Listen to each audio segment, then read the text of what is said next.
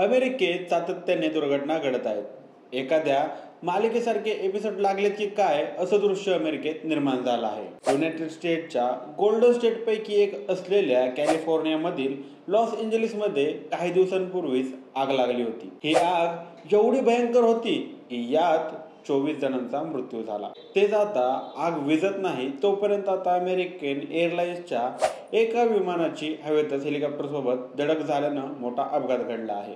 या दुर्दैवी अपघातात काय काय घडलं तेच सांगणारा हा व्हिडिओ. नमस्कार, मी सनी आणि तुम्ही पाहताय दैनिक राज्य लोकतंत्र. आता या विमानात 60 प्रवासी आणि 4 क्रू मेंबर्स होते अशी माहिती फेडरल एव्हिएशन ऍडमिनिस्ट्रेशनने म्हणजेच FAA दिली होती. आतापर्यंत 18 जणांचे मृतदेह हाती लागले असल्याची माहिती समोर आली आहे. रेगन वॉशिंग्टन नॅशनल एअरपोर्टवर 29 जानेवारीच्या रात्री 9 वाजण्याच्या सुमारास रनवे क्रमांक 33च्या दिशेने जात असताना हा अपघात घडल्याची माहिती FAA दिली आहे.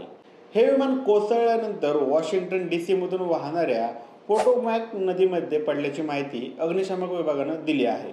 अमेरिकेचे राष्ट्राध्यक्ष डोनाल्ड ट्रम्प यांनी या गंभीर दुर्घटनेबाबत माहिती मिळाली असल्याचं सांगितलं. तसंच तातडीनं बचाव कार्यासाठी धावून जाण्याचंही त्यांनी कौतुक केलं आहे. अमेरिकेचे उपराष्ट्राध्यक्ष JD व्हेन्स यांनी Xवर पोस्ट करून या घटनेवर लक्ष ठेवून असल्याची माहिती दिली. दुर्घटनेतील लोकांसाठी प्रार्थना करण्याची विनंतीही त्यांनी यावेळी नागरिकांना केली. या दुर्घटनेतील जखमी किंवा मृतांच्या संदर्भात अद्याप काही माहिती देण्यात आलेली नाही. आता अमेरिकन एअरलाइन्सनं विमानात 60 प्रवासी आणि 4 क्रू मेंबर असल्याची माहिती समोर येत आहे.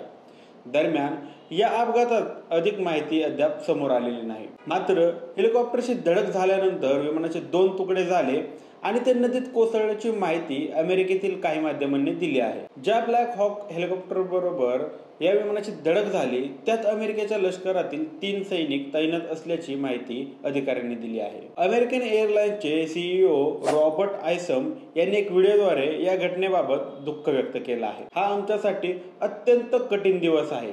घटनेबाबत अनेक प्रश्न उपस्थित होत आहेत.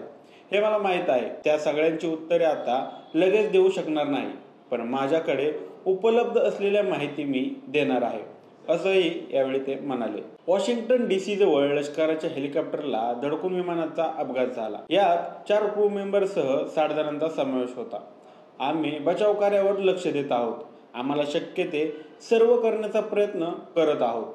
लोकांना कुटुंबियांची काळजी आहे याची आम्हाला जाणीव आहे, असंही यावेळेस आयमस यांनी म्हणाले. आता यामुळे अमेरिकेतील वातावरण चिंताजनक झालेलं आहे. कारण या अपघातात लष्करातील 3 क्रू मेंबर्स मृत्यू पावले आहेत.